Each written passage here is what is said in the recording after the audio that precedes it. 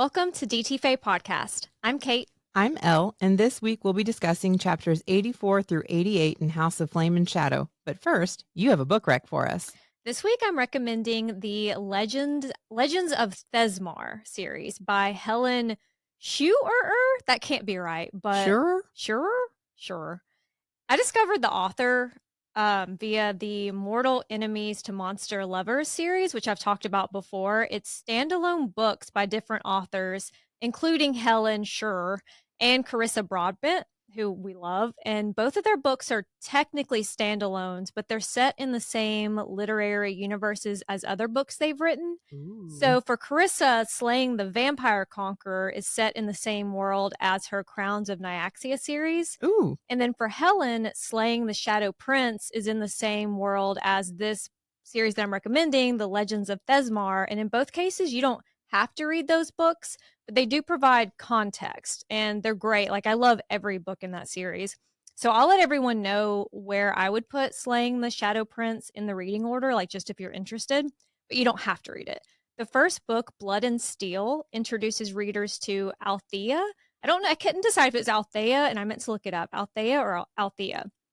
Zoltaire, aka she goes by Thea. She's an orphan who's been told via a prophecy that she is going to die when she's 27, so in 3 years, and, huge bummer. Wow. Especially because she's always dreamed of being a warrior, but women in their society are forbidden from wielding blades. So she's been training in secret her whole life, but now she only has 3 years to try to secure her place in this elite guild. And she is given this, it's like a chaperone, like a mentor warrior, and his name is Wilder Hawthorne. And guess what? He's sexy. Of course. And he's mysterious and he's broody. And there's definitely Fourth Wing vibes because there's trials and there's there's hazing. And there's like this looming threat of war, but who gives a shit? Like, it was kind of always in the background, but it was, the slow burn enemies to lovers romance is what really sold me. I really enjoyed it. It's not as spicy as some of our other recommendations, but it's a good enough story to keep you interested. So I have a quick question. Is she pretending to be a guy if women can't wield blades? Like, is she undercover the whole time? No, she's not like other girls. Oh, okay. And I won't Naturally. I won't you anything. You learn more about that in book 2. Okay. And I would put Slaying the Shadow Prince between books 2 and 3, like, for context. And it does eventually get spicy. I like the world building. The magic is fun. The main and the side characters are really interesting, and they have a little more development. They're not just like non-playable characters in the background.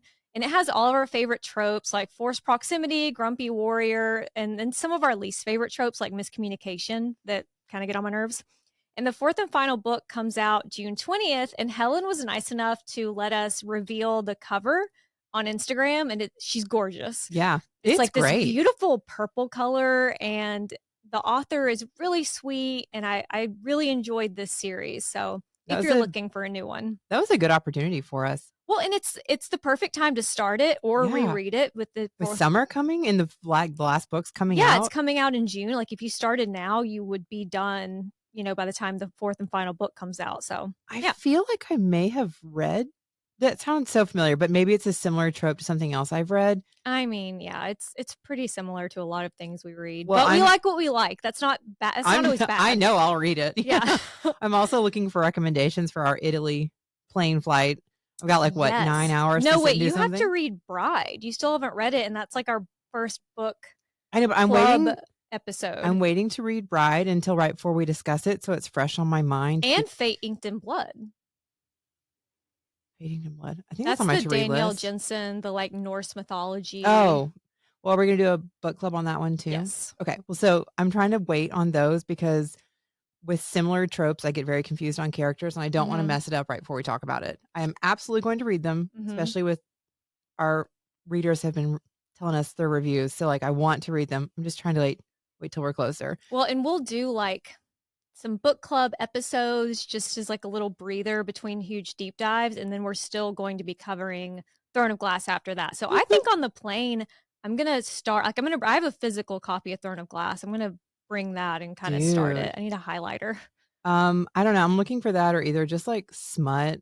I've got like, but reading smut next to someone like a stranger is just like, well, mind your own business. I know. Speaking of reading smut next to a stranger on the plane, the first time you read Black Dagger Brotherhood it was over my shoulder flying home from, was it Switzerland? I think so. Because I was like, what are you reading? And I was like, wait.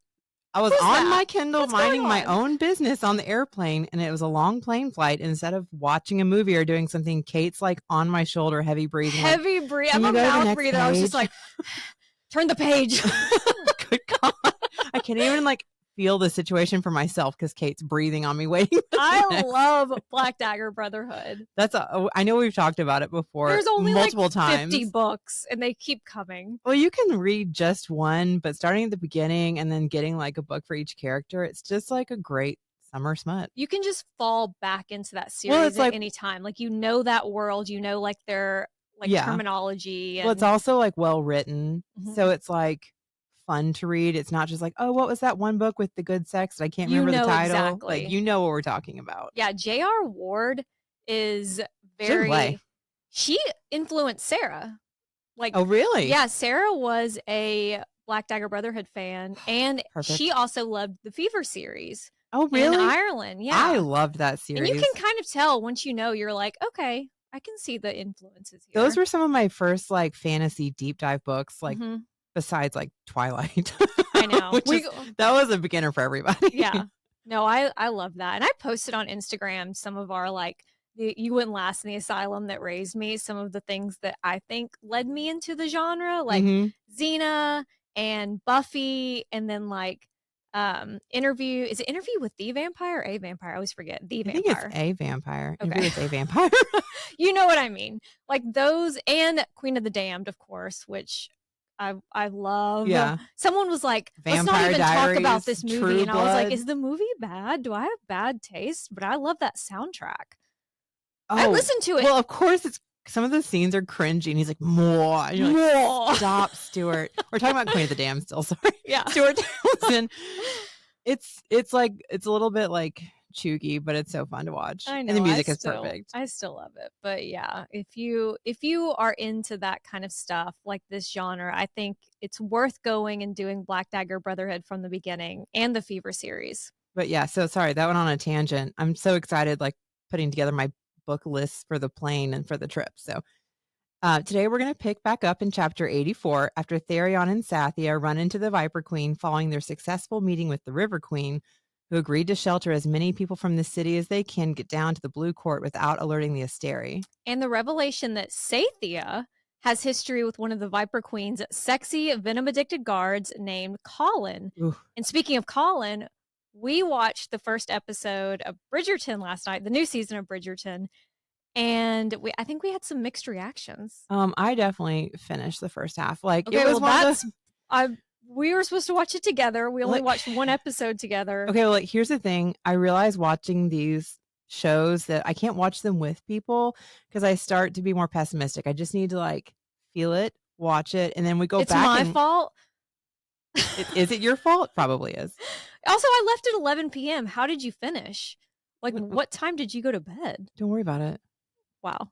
Wow. It's also, it is kind of hard for me to see Colin as, I mean, he got the Shonda Rhimes glow up. Yeah. But I didn't realize if I see him as leading man. He's in his 30s, bless him. Is he? Because he was so like, yeah, well, they did good at like making him look younger. And like, do you remember like, God, when was that? The 2000s when all the boys had this swoopy hair?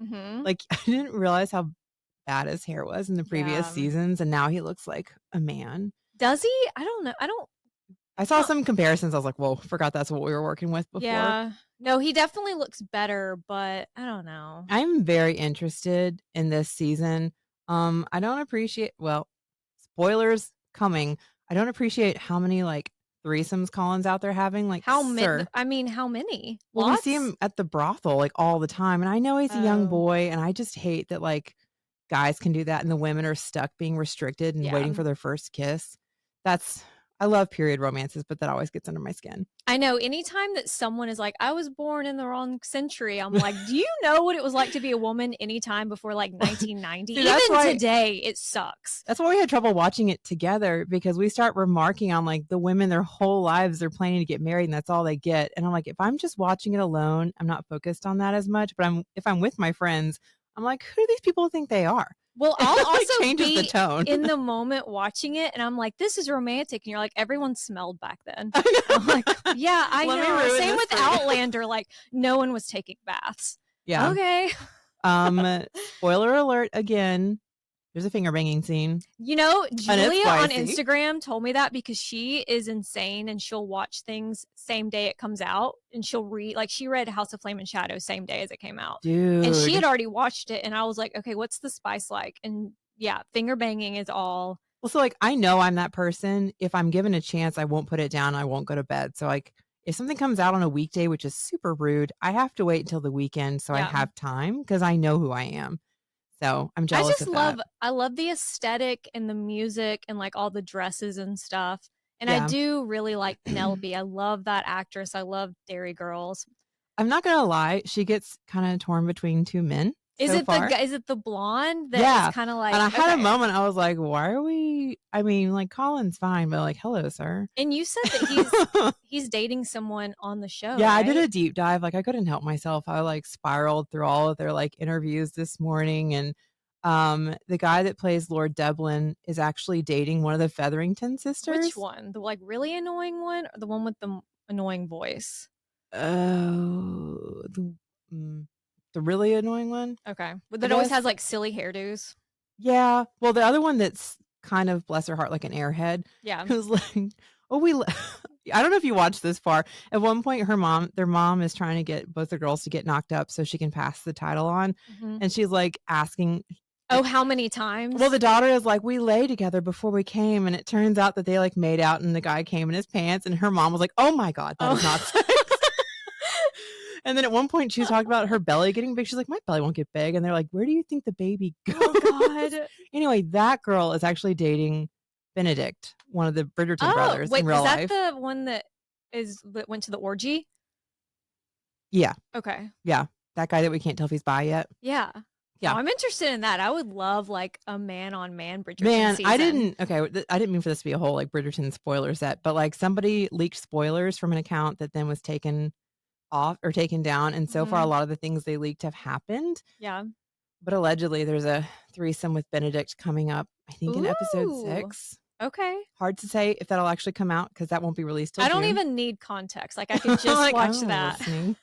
Tell me more. So anyway, sorry about that. Willing to watch the next set. So back to the series we're discussing. Sorry, guys. Right as the Viper Queen is closing in on Tharion, who she blames for burning down the meat market, even though it wasn't him, which makes he had no sense. Part in that. Ithan and Hypaxia show up.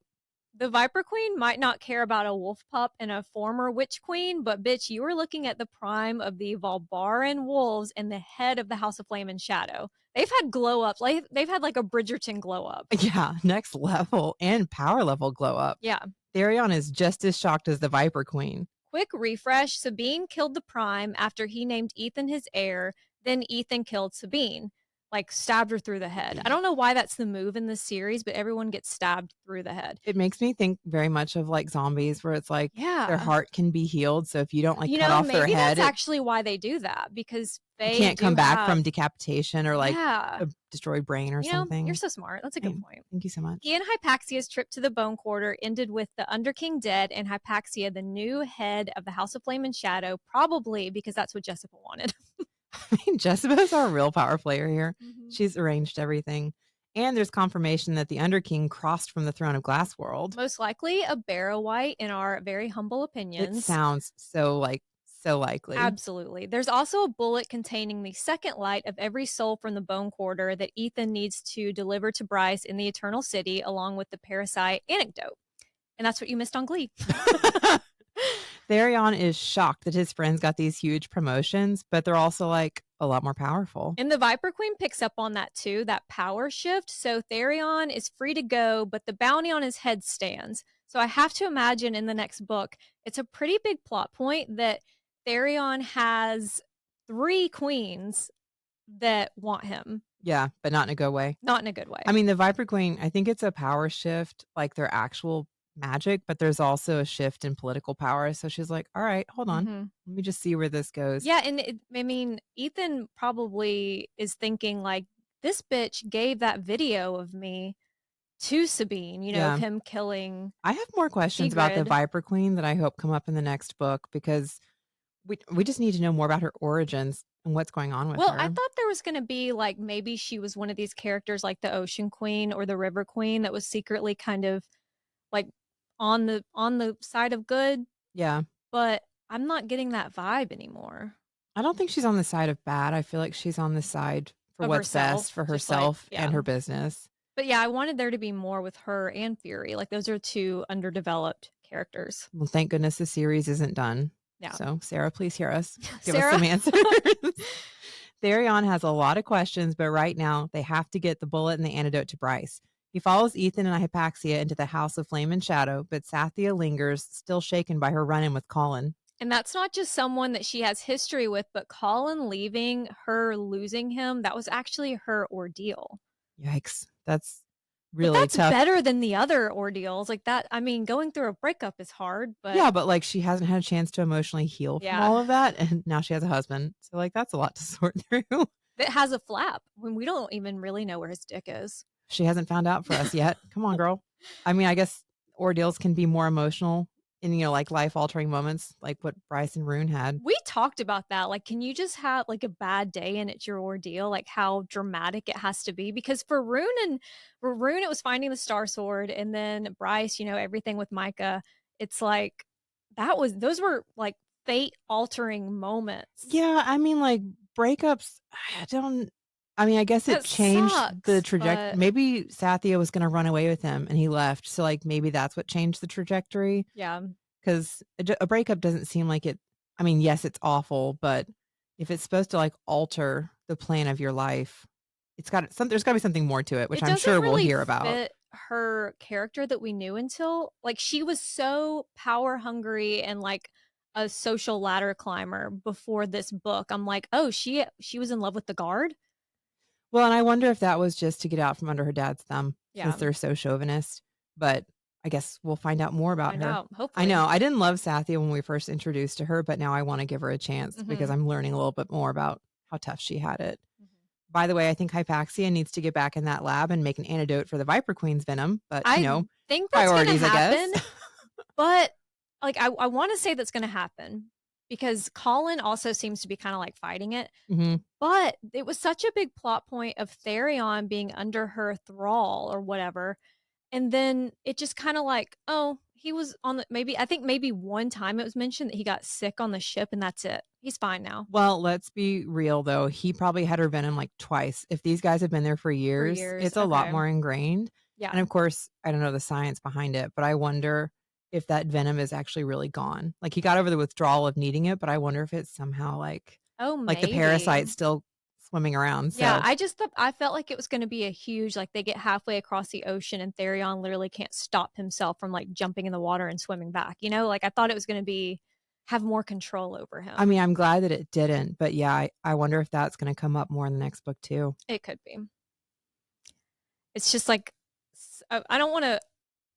I like this book overall, but there are a lot of things that are just very easy. Well, they happen a lot more quickly than they have in other series. Like the ability, I was thinking about it last night, and like Hunt being able to melt off his slave mark the whole 200 years that he was wearing it kind of bothers me. Well, it's not like he wasn't mad before, like when Shahar died and all those people were killed and all the angels. And he had it inside of him this whole time. Yeah. I mean, all the angels losing their wings, like I think that would enrage somebody. So it's interesting that he suddenly intuits how to do it. Yeah. He just had to learn who his daddy was and then accept it. Or somebody had to tell him he could do it and then he could do it. Right. It's interesting.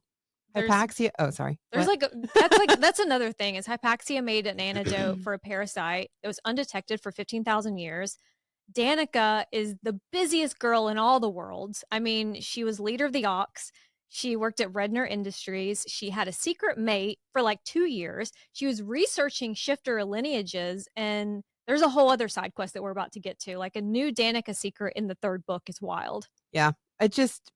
Everything's happening so quickly for some people. And I'm like, I mean, the timing of them figuring these things out is very important for the plot point, but yes. It's interesting. Especially when you think about it, it's been a week. Yeah. Maybe we should do an episode wrap up after we finish the book and bonus chapter deep dives. I think so. Just not, and I don't want it to turn into me complaining for an hour, but I have some things. Again, we've said this multiple times, but there's a lot that suddenly comes to fruition and they have the answers. And I'm grateful they do because it's going to change everything for their world. But wow, all at once. Yeah, all at once. I mean, there's Tharion, Hypaxia, and Ithan. They try to call Bryce and Nina, but there's no reception, which is terrifying. It's probably because there's currently a giant portal to hell that's open, messing with the ley lines. Yeah. And there's thousands of demon soldiers flooding into Midgard now. Bryce did manage to get out that they are heading to the Eternal City, but no specifics. So it's going to be a challenge linking up with them for the bullet and antidote handoff. Like they know the city they're going to, but it would be hard without being able to communicate. But I hope they're getting used to it because get rid of the Asteri, get rid of your power system. Good luck with your cell phones, and you're going to go back to like living in Prithian. It's not like, well, the problem is like in other stories you read about like a battle and like the High Lords and the Queens and Kings are out in front leading. These people are on like secret side missions. So you're going to show up in the Eternal City. You can see some demons battling over here, but like that's not a meetup point. I don't know. Cause like Bryce and Ruhn go back into the actual glass. What is it called? The Crystal Palace. Crystal Palace. Yeah. So like, am I supposed to be in there? Am I supposed to know that? I know. I need specific instructions. They're like, they're really fortunate this all comes together. Speaking of Bryce, Hunt, Deck, Flynn, Ruhn, and Lidia, they're all sitting in a white van on the edge of the Eternal City, about to hit their post on the first step of their plan. I feel like everyone is like grabbing their kids and walking fast by the van because it's just like a creepy white van. And they're in there it's basically like all of us about to hit post on something we're posting on social media, and you get nervous before you hit post. I mean, it's about to be live. Larger scale. Yeah, this news is about to hit everybody. We knew Bryce called Jessica for a favor, and now we know what it was. She wanted video of Micah's death, so Jessica had it from the video that she had up in the archives that they all watched at the summit. And poor Hunt, he's not spiraling, but he is like reasonably so. He's terrified because the last time he took a big stand like this, it cost him everything. Although this time he does have Bryce by his side. And she tells him, "I've got you, sweetheart," which is echoing his words from when Bryce was having the venom removed from her leg. So it's sweet, but I'm also like, I don't know. I still don't love the way that Bryce handles Hunt's like trauma and I know it's hesitation. Like we sound so critical. I want to appreciate this because I think she truly loves him and wants to support him. It's just, I feel bad that he needs more than what he's getting right now, but it's go time. So it's go time. Sorry, bud. The red light on Deck's laptop comes on and Bryce and Hunt look into the camera and speak their truth, saying, "George Bush doesn't care about black people." Oh, that's what came in my head of like the red light coming on and then it's just looking in the camera and speaking your truth. But it's very like WikiLeaks vibes. Because they're telling the world about everything. The parasite, the drop being a fucking sham, first light, second light, like they're spilling it all. I mean, can you imagine you're just like going through TikTok and it's like funny dog video, get ready with me, like makeup tutorials. We're infected with parasites. That would be hard to suddenly just believe it. Yeah, there's just this random girl. I mean, it's not random. They recognize her for trying to save the city when it was being attacked by demons. Yeah. But yeah, it would be hard to swallow because I need a little more evidence. I'm glad they have a video because honestly, if you throw all that at me, I'm going to be like, yeah, maybe. It does help that they have video. You have? But most importantly, they show everyone that it's possible to defy the Asteri and live before they play the video of Bryce killing Micah. I hope they put like some funny audio of it of like the, oh no, oh no, or something. Like if it's on TikTok, you had to put like a trending audio on there. Yeah. They move to a safe house outside the Eternal City and make what could be their last night spicy. Well, everybody's getting spicy. Even though they promise each other no goodbyes, Bryce tells Hunt she loves him more than anything in this world or any other And Hunt tells Bryce she's not only his mate and his wife, but his best friend. Which is so sweet when you think back to the first book. Hunt, all he wanted was a friend. And he was like, man, I wish I had a friend like Bryce. And now she's his best friend. It's really sweet. And it's like a very sweet and tender moment. And I was really into it. And then Bryce finds Hunt commando. And he's like, all the underwear they gave me in the depth charger was too small for this. Stop. And I was like, I like physically recoiled from my book. And then Bryce is wearing a red thong and she's like, oh, this, I got it on Avalon in Morven's castle. There was a whole pack. In my guest room. Like, quick question, what the fuck? What is this scene? It really took me out of the moment. Yeah, well, it's like she's seen his dick before. This isn't their first time together. You don't have to try to tell me you have a big dick. Like, I got it. Well, it's a very like, you something you'd hear in like a frat house. Too big for this. It's kind of immature for like the context. I guess maybe they're trying to joke to like make things lighter.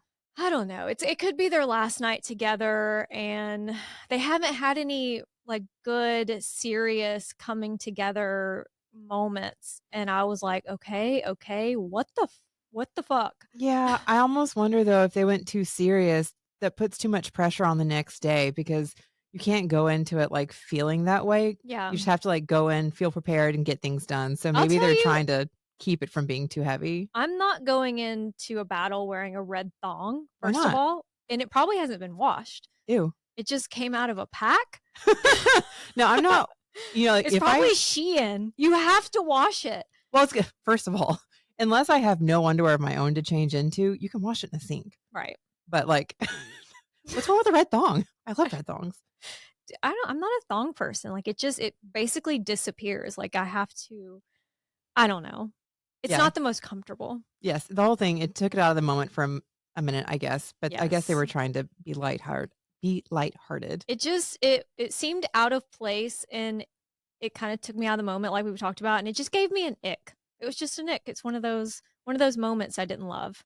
But it does, you know what I was thinking about? Okay. Because I was like, okay, why? Like, is Hunt's dick that big? Or because it was the depth charger, their dicks are probably like in a flap. So their underwear can be tight because they're smooth like Ken dolls. Wow. I really hope Tharion explains this to us. Can I tell you how much I thought about this? I can tell. That's the only thing that makes sense to me. I mean, yeah, Hunt has a pretty good wingspan, but there's no big dicks. He can't be like the only like super large dick here. Like, come on. So now I've done the legwork and I can tell you why. It's got to be something unique about the depth charger. But, you know, it's also Bryce and Hunt, so it can't just be sex. There's something else always. There's always something else. Starlight pours out of her, lightning pours out of him, and then again, they swap more than just fluids. Again. This is the part I was talking about in a recent episode where you have to suspend belief because whatever part of Bryce is made, so I guess the horn, a little piece of that transfers to Hunt. And I say suspend belief. This is a book about fucking fae and angels and, you know, otters with jobs. But you have to suspend belief within the parameters of this universe because we've known people who are made, you know, Nesta, Feyre, who have had sex. And those, as far as we know, they're not made. They didn't transfer that. So I don't know if it's because Hunt was like made for Bryce as like her little battery pack or if something else is going on, but I was like, what is this? Well, I do wonder too, like, because they are mates, like I know in the first, I guess it was in the second book when there's a lot of debate that maybe they're not real mates or like, are they actually magically souls linked mates? Mm-hmm. If they are, maybe some of the transfer of their powers is simply because of their soul connection. Yeah, but they're also mates like Nesta and Cassian and Rhys and Feyre. Yeah. I don't know, but it's a different world. I don't know. I mean, they didn't have, you know, part of the dread trove on them, but they themselves were made. So it makes more sense to me for them to be able to pass on. I mean, it's like an STD, but it being made. Well, because they are made, they can impart part of their gift. Right. Entirely possible. It could just be like part of Thea's magic. Or it's just too convenient for what's about to happen. It's the same with Bryce being able to use the mask so easily. Yeah. And basically everything in the last couple of chapters. Oh, yeah, we're going to get there. And the magic bean? Yeah. Okay. There's so many things we're going to touch on. They go to sleep thinking what happened was more symbolic, like they'll always be with each other and blah, blah, blah. But there's some pretty big implications that we're going to get to soon with that sharing of power. Right. Back in Lunathian, Tharion has taken the antidote, and he had such a rush of power that he burst the pipes in the House of Flame and Shadow. Wow. Which is, I feel like that's cute. That's funny. It's like the first time a guy has sex. You know? Like that's the vibe I got. Comes too soon. And Ithan has returned to the den where he found Perry doodling in a notebook. Because she's like a mini Feyre. That's how I feel like we're setting up her character, you know? Okay. There's another mention of the change in her strawberries and cinnamon scent after the antidote. Ithan noting that it had been really strong after she took the antidote, but then it's kind of dimmed. It's definitely meaningful if Sarah mentions this that many times, like her smell and him noticing her smell. I wonder if the Asteri, because you know the Asteri were like playing the long game and they were fucking with genetics and everything. I wonder if they fucked with shifter mates, because we, you know, in the first book it talked about Connor thinking, you know, maybe Bryce was his mate. Mm-hmm. But in the wolf way, he says, not in like the Fae. The Fae way seems a little more biological, but now we know that the shifters are Fae. So do the shifters have mates, like capital M mate? Yeah. I don't know. It could. Well, because they're more, like Fae are still animal, but because they transfer into an animal, those senses are different. Well, and it could be kind of like, you know, her taking the antidote. It's like when Feyre became Fae and it snapped in place for Rhys, and he's like, oh, fuck, this little illiterate Fae is my mate. Like, I wonder if Ithan I think he always doesn't kind know of knew to recognize it. Well, and I think he always kind of, like, Rhys always kind of had an idea until she was Fae. And I wonder if, like, because of the parasite, they kind of have an idea, but the removal of the parasite, they can feel the magic. And that's why it's like, whoa. Well, and Ethan's not the most observant. So maybe he knows something is going on. So either I still love our theory that, you know, she's kind of connected to like Lysandra, like that's like she's going to be able to, she's not just a wolf. But yeah, I also think that, you know, this is going to be Ethan's mate.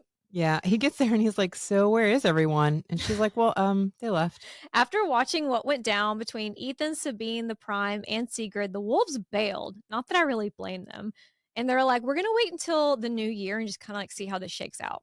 I mean, like, even if you don't want to follow the Prime, like you're unclear, there's a lot of suffering innocent people and you're just leaving them to it, which I'm not impressed by. Of course, it was Amelie that led them out. Of course. And I mean, Ithan was there to evacuate them, but it's not a great sign that they did it without their Prime. Like, I don't think that he's... But even like the ones that can like fight, there's no warriors, like nobody stayed to help. Like, Bryce, excuse me, what about the Ox?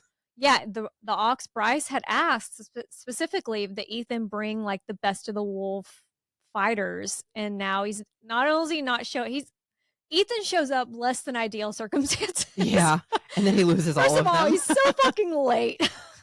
Poor Perry. She's the only one left, having stayed behind to tell Ithan, and she says it with a blush. Oh, theirs is a very cute, like, young romance. And she didn't want to leave the Prime's body because that's still in the lobby. Yeah. Just kind of like... What happens now? Sitting there, yeah. But Sabine and the astronomer's bodies, they're in the sewer. Gross. Because he's like, okay, what are we going to do? Because, you know, the sailings are pointless now. Yeah. Because, you know, there's no real bone quarter. There's no second light. There's no underking. And I wonder, don't they have like any other rituals you need to do for the death of a Prime? Like the wolf, I would imagine everybody has their own rituals when someone dies. I know, you would think so. The wolves are gone. And then Sigrid like sucked out his soul. So it's just kind of, I think everyone's like, eh. That's really sad. Where's the respect? Ithan tells Perry he's going to the Eternal City, and she's like, so we're going against the Asteri? Ithan's like, not we, just me, but you're the Prime now. So anything you do, whether you want it to be or not, is on behalf of the Valbaran wolves. So if you stand against the Asteri, all the wolves are standing against the Asteri. And when they see they're not there, they can punish the wolves based on that. It's still, it's still something that Ithan's going to have to grow into understanding that he is in charge and responsible for an entire group. Yeah, it's now very political. Any move you make is not just about you. Mm-hmm. She has a point. Just look what the Asteri did to Asphodel Meadows and Ophion to send messages to Bryce and Lidia. He has to get the bullet and antidote to Bryce, but he'll wait 3 hours so Perry can get word out to the wolves to hide, even though they're already gone. But I guess, like, hide more. Yeah, I mean, we'll definitely protect the pups and the elderly, pups. But maybe some will come to help and step up. I don't think they do. But you know what, Ithan, babe, Bryce really needs that antidote and bullet. Tharion is also heading to the Eternal City with a bag full of vials of the antidote. Because was there not a better way to transfer this than just a bag of loose fucking antidote? Like, and the way that he chooses to get there, I'm like, are you new? Like, are you kidding? I mean, but like, you live your life in the water. Hey, things are going to get wet and jostled. Like, put them in like a plastic container and bubble wrap them. Exactly. I just can't even with these people. It's not difficult. Ugh. Anyway, he's supposed to be going with about 24 vials, which obviously is not going to be enough for everybody. But Hypaxia was able to make that last bit with Hunt's lightning. And so, because of the lightning, just a little bit of agitation and it's destabilized. So I hope Ithan and Tharion are so very careful. I mean, I'm just so glad it's the two of them. Yeah, no, that was the best choice for that job. Hypaxia isn't going to the Eternal City because if the plan doesn't work, if Bryce doesn't succeed, someone will need to be in Lunathian to help the people. And also, like, what is she going to do there, Yeah.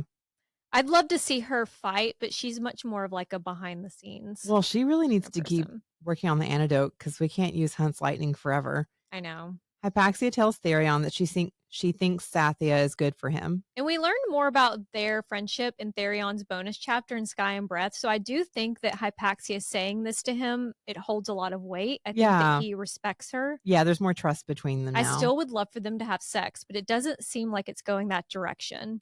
Now I want to see what happens with Sathia and Tharion. And maybe Colin. I mean, I'm just saying. I can't leave Colin in her hands. I hope you understand. Good luck. And thank you for all you've done for me. I mean, I just totally skipped ahead. Yeah. Sorry about that. He doesn't blame her, and it's probably for the best that she isn't going to the Eternal City because he goes to find her and like he finds that note that's basically like, I got to go figure out Colin. Yeah, that was Sathia. Sorry, guys. Oh, no, it's okay. I didn't let Kate set that up. I was like, here's what she left. Yeah, he goes to find Sathia, and it's a note that's like, I have my own shit to sort out. And Tharion isn't mad, and he doesn't blame her, but he can't stop thinking about her. I mean, like, I know that Colin is addicted to venom, but that's not new. And I know it's important, but like really big things are happening right now. Hey, is now the time to drop everything for him? We've both dated people with addiction issues. It's fine. And it worked out. It did not work out. It was a fucking nightmare for both of us. We're better people now. But all that to be said, like, I understand wanting to help somebody, especially if this has gotten way out of hand. But like, we need to save the world first. Mm-hmm. Like just a general thought. Right. And I'm looking forward to their romance. Because I need more than just Hunt's dick being too big for his panties. I'm kind of past it. We've been there, I'm kind of excited for this storyline. I'm having a day. And I'm excited to see what happens with Ithan and Perry. Yeah. I'm ready for the next book. I know. I'm like, we haven't seen any Ithan spice, right? Like there hasn't been anything. No. He's just been cock blocking. He's very like Dorian. We need him to have some dirty time. Right. And I bet he does. Like, I wonder if they have sex in their wolf forms. I don't. It might be too far for me. Sorry. Okay, sorry. And we found the line. That's okay. You gotta find it. That doesn't excite me so much. Okay, there are some books that you can't read that I've read. Okay. That are very. It's borderline. A lot of it is Katie Robert. Okay. And just based on that, I don't think you would be into like some of the dragon stuff and Okay. Yeah. We can discuss offline some details because I'm like, interesting. I do have questions though. Oh, yeah. I had questions after I read it. With a stroke of a key on Deck's keyboard, Bryce and Hunt's bombshell video is out there for the whole of Midgard to see. I'm assuming on like whatever their TMZ is. Yeah, whatever their like big streaming service. Well, at least they have that option because in Prythian, they just have to start telling people, I guess. Yeah. Get the word out, I guess. As they wait for dawn, Lidia is spiraling about her sons, who were kidnapped by Pollux and are now being held somewhere in the Crystal Palace. Ruhn tells her, you can feel whatever you need to feel right now, but come dawn, you're going to have to become the Hind one last time. But, for now, she needs a distraction. And Ruhn is happy to oblige, and I was so ready for this. This is the first IRL sex for them, right? I think so. And the only thing that's missing is his lip ring, which was ripped out in the dungeons, I'm assuming by Pollux. Biggest tragedy of the whole book. I know. It's worse than the humans getting blown up. At least it's a lot better than Hunt and Bryce's spice. Well, it doesn't have to always be like plot changing spice, Sarah. Like, I liked this because it was just good spice. Yeah. Give us some dirt. What's interesting to note is Lydia's eyes are nearly pure flame at one point, and Ruhn goes feral. I love that. I do like reading that when it's like the guy is totally unhinged. I'm like, do what you gotta do. That's another one of those in person. It would be if someone went feral, like their eyes were black out, it would be fucking terrifying. In this I might be okay with situation, that. Really. I like a little feral. I like a little danger. Feral to me is like foaming at the mouth. Oh, I'm thinking of like no holds barred sex. Okay. Well, I like some bards. Some bards? Okay. I don't even want the light on. So I don't know why I'm like so into these books, but in person I'm like, what are we gonna do, surgery in here? Turn the light off. And when he's feral, he's thinking in his head like there's a word for this. Yeah, it's mate. The word is mate. And also I think it's because in this world mates are so much more rare that I really think the parasite's been holding them back from these connections. Yeah. I think so too. So I think once they have the antidote, it's going to be so much more intense. Right. The following morning, Lidia, Ruhn, Bryce, Hunt, Deck, and Flynn are back in their creepy van waiting for confirmation. The Asteri are distracted by their video, which went viral despite the Asteri's attempts to scrub it. Oh no.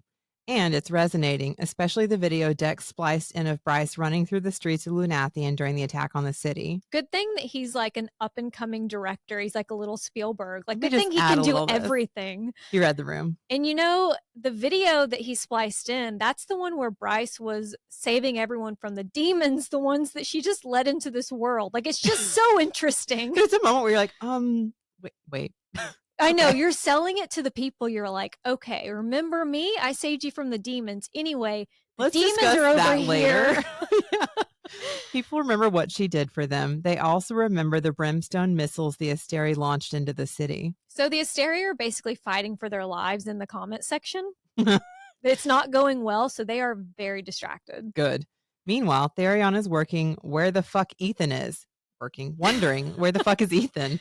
He tells the Mer to head to the Eternal City without him. I'd like to say I'm shocked, but it's Ithan, and I don't think he's ever gone through with a plan. He has bailed on everything for a side quest. I know, he's like, time. I'll give it 3 hours so he can get the word out. Send a group text to the wolves to hide, and then fucking get to the Eternal City. Yeah, what's happening? Like, what's the holdup? So Tharion is taking antidote vials to Bryce and Hunt while Ithan is fucking around at the den. Until Perry gets a notification about the bombshell video, and Ethan's like, and he has the Godslayer rifle. He's like, I actually should probably get this in the bullet to them. Where have you been? In the van, Deck is just click-clacking away. And, I'm in the Imperial Network. Like, it's just so ridiculous. Like, he has some serious skill that apparently nobody else has ever had. Right. And he's already managed to fuck with the mech suits, so they're ready for the souls of the fallen. And the plan is simple-ish. Like, you're going to keep the Asteri distracted by unleashing hell and the fallen who are in the mech suits. And that's when Bryce and Hunt are going to sneak into the palace and destroy the First Light core. If there's a core of First Light, are we thinking like a nuclear bomb situation? Like, should you also be evacuating the city? Like, that feels like a huge They do concern. send out like how you get text alerts that are like flash flood in your area. I think it's like fucking get out of this area. After watching that video, they're probably like, we're gone. Got it. Seriously. I don't know where I'd go though, because I assume I'm human and that I'm poor in all of these books. Well, because when people have tried to evacuate even like a big like natural disaster, everybody is sitting in a traffic jam on the interstate. Right. Nobody's moving. That's terrifying. Man, another full circle Katrina. I know, God. But if they can destroy the First Light core, it means the Asteri won't be able to restore their power, but it doesn't actually hurt them directly or immediately. It's more of like a long-term plan. Yeah. It's kind of like starting with the second step, Yeah, I mean, it'll be really important once you wear them down, but you still have to wear them down. Yeah. And there's also rescuing Lydia's sons, which There's a moment where, Bryce kind of calls Lydia's son's baggage, and I know that she didn't mean it to be as I don't know, I was like, "Damn, Callous? that was very" exactly. I don't know, Bryce. I What's mean, like, happening? it's not okay, but they're, like, trying to save millions of people. Right. So it's, like, not that they don't matter, but I guess that's what she's trying to say is we have to save millions Yeah, for versus her, the 2. priorities aren't they're not lining up. Lydia is like, "I have to get my sons from Pollux," but then Bryce has, she has to get close enough to the Asteri to actually kill them with a Star Sword and Truth Teller, and there's the whole portal to nowhere, whatever the fuck that means. Like, everyone has their own list. Yeah. Well, I mean, like, and nobody wants to sacrifice them or let them come to harm. It's just there's such big things popping off. That would be a very difficult place to be in to have to call the shots for that. Yes. And Deck and Flynn will be driving around the city, keeping the cameras off of them. Hunt is again, spiraling. He's like, fuck, like, did I not learn my lesson the first 2 times I came for the Asteri? And Bryce gives him a pep talk that ends with, through love, all is possible. And they step out of the van and into the light. Wow. Just like last time, it's too easy getting into the Asteri's palace. Even with Lydia's knowledge, it's just too easy. They go through a trash chute and they land in a closet before splitting up. You brought so much joy into my life too, Ruhn, Bryce says, remembering the words he spoke before she jumped through the gate. I love that. I thought that was a very sweet little moment. Yeah. Bryce and Hunt leave, but before they slip out, Ruhn tells Lidia that if he doesn't get the chance to tell her later, he loves her. Keep that in mind for what happens next. I have a lot to say about what Ruhn does next, but I also feel like he was like, by the way, I love you. Bye. Like, he runs out of the closet. I mean, I feel like it's been kind of like apparent, but like if this really was like the last chance to tell them, you might as well get it out there. I wish you'd said it sooner, but like at least you said it. It was apparent, but then it was also 2 days ago that he said you're dead to me. Yeah. So things have really happened really fast. Wild. Man, there are pages of Hunt's like internally spiraling. I know, I couldn't talk about it all. I was just like spiral. It's like one of those that like we've kind of been through this before. And like I feel terrible for him, but at the same time, like if you're on this like bus with us, we're going. Yeah. You can't keep doing this. Like you're gonna have to make up your mind. Like we can go down this route, but let's go through it. Not get over it, but like you're gonna have to set it aside. Compartmentalize. Yeah, well, because it's not like it doesn't matter, but you can't re-spiral every time. Right. Like you're not a ham. If we've made the choice, we have to like be on board with the choice and keep going. Yeah. Anyway, he's spiraling and panicking before they slip into the throne room where they find not only the oh my God, the Fallen's wings that are still pinned to the walls, but they also find a new trophy. The Umbra Mortis suit and that embarrassing little helmet are set up. And it's kind of like when you throw away, like if you've had a boyfriend that had a really ugly like Hawaiian shirt or something and you throw it away and then you find it at Goodwill. Like I feel like Bryce sees it because she's like, you don't have to be the Umbra Mortis anymore. Then they find the suit and she's like, oh. I thought I got rid of that one. Thank God we found that. Man, Bryce is like, man, it would have been great if Ithan had made it with the antidote, but there's no more time to wait. Even like in those 3 hours were critical. Like even those 3 hours where Ithan was like, I'll bury the prime. Like, yes, that seems important. I mean, like that's your prime. You're a wolf, but there aren't going to be wolves. Well, his soul is gone. And I understand wanting to show respect, but nothing is going to change with his soul. You're like, or his body in the next, like it's, in those 3 hours, but like you can come back. He could have gotten the antidote. Like imagine how this book would have gone with Bryce and Hunt approaching it without the parasite. Well, I mean, how many like innocent people died because the battle is about to be this much harder? Right. She lists the mask given to her by Nesta to her face, and the mask seems to say, "Hello, old friend." So I guess you're right about Bryce's connection to Thea, meaning she's more connected with the mask magic. It still doesn't really explain what she's able to do with it or what someone else is able to do with it, but we're just gonna have to roll with it. Through the mask, she can see a kernel of light, like scraps of souls, I guess, attached to the wings on the wall, which again, kind of silly. I mean, I guess they just haven't really explained how all this works when you die. And we heard about them having attached to the wings. Like, what's the? I guess because that's the last piece of their physical form, and I don't know why it's specifically that they're attached to. I guess we probably need to know more information about the sailings and what should be happening with the souls when they die versus what like the Underking was doing. Like, what is keeping, like in Prythian, I'm assuming that Rhys's mother and who was it? Was his mother and sister their wings? Yeah. That Tamlin's father Were they had? not able to move on either because their That's wings? what I'm asking. Were they attached? Were their souls attached? Or like, I mean, I guess that's it. That's why Jurian was still around with it. Just his eyeball and finger bone were left, but well, that was like it kept on him purpose, present. you know, that was Amarantha being like, yeah, but I guess that their creative. souls, like if a physical part of them remains, their souls stay attached to it. I'm just interested to see how she explains the afterlife after this book. Yeah, it just brings up more questions we didn't know to ask, really. Right. It's weird the Asteri wouldn't go through with the sailings so they could have the Fallen second light as well. I guess that Rigulus chose symbolism over logic because you would seem like you would want that. Like that would be like strong. Well, I guess it's second also light. a form of torture. Like this is continuing punishment because you can't pass on. God, they're probably all insane. I mean, or for whatever consciousness is attached to it, I guess. right. Like if Jurian went insane, I'd think these people would be insane too. Ugh. The mask calls to the souls, and I shit you not, they fly off the wall. The wings are just like flapping around. Except for Hunt and Isaiah's, which Hunt burns. Visual. Yeah. Hunt opens the windows and the Fallen fly out right before Rigulus walks into the throne room. He's like, what the fuck? I know, you're like looking around at all the flapping like, what the fuck?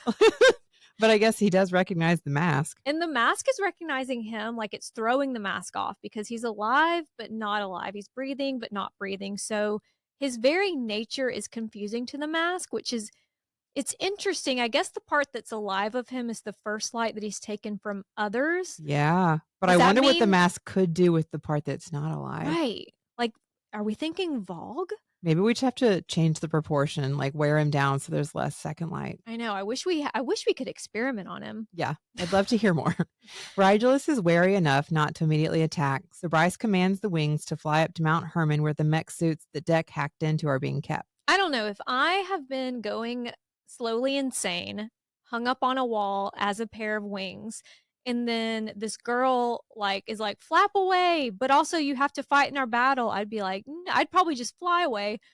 I would just be like, good luck, everybody. I mean, this makes me think of Lord of the Rings again, though. When the souls that Aragorn goes in. Yeah, I think I was like Aragorn, like when he goes into the to that mountain, yes, and they're all like the green. But it's like, if you'll work with me, you have a chance to actually move on. I feel like it's kind of like that magic was explained a little bit more though, because they had gone back on a deal that they made, like however long ago. This magic is very like Bryce is. I don't remember her being this good with like magic and. Yeah, well, Bryce made it sound like they were going to have a choice. Yeah, where was the choice? There wasn't a whole lot of time to have discussions about all this, and like. Once they fly to somewhere, is there somebody there going to guide them into the mech suits and tell them what's going on? I know how long have they been dead? I don't know. There's just a lot that's like intuited that I'm like, wow, how did you know to do that? Yeah, it is. It's coming across like Bryce has just the best instincts when she hasn't really shown that up until this point. So I'm like, okay. I need a lot of direction. Like, it doesn't matter what it is. I'm still gonna be like, wait, do I need to sit here? Even if I were Hunt and they were like, the magic is in you to like break your halo, I'd be like, And now what? Okay. Yeah. I can't, like, anything that's like look inside yourself. I'm like, I'm looking. There's nothing there. But like where specifically? Wait, yeah, like where? Am I closing my eyes? Is this more just like a metaphor? There's a lot that just, I'm glad it comes together, but it just kind of comes together, which is interesting. It comes together. Okay. Rigulus warns Bryce that she doesn't know what she's fucking with. The mask will curse your very soul.